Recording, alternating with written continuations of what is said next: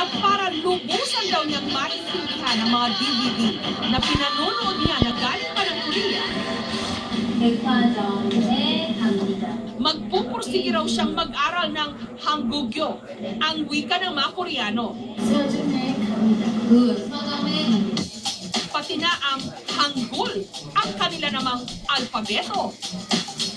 Kasi sa ibang institute, talaga matagal na ako naghahanap.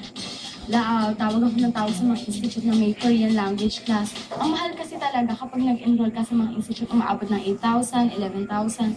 So, very thankful ako nung nag-offer sila ng language class dito ng free. 제 이름은 조아나입니다. 저는 학생입니다. 필리핀 사람입니다. Kapag natapos daw ni Joanna ang language course na ito at pagka-graduate niya sa kolehiyo, balak daw niyang magtrabahong tourist guide sa Korea.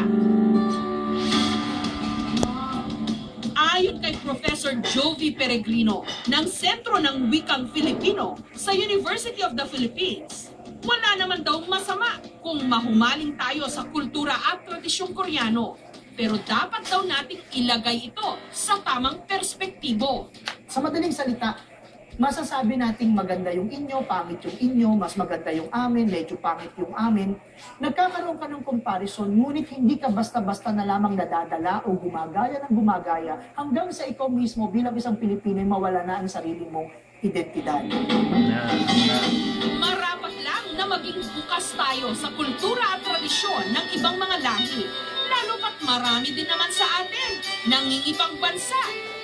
Bukod kasi sa mararanasan din natin ang paraan nila ng pamumuhay, matitikman din natin ang kanilang kaibahan o pagkakatulad sa atin.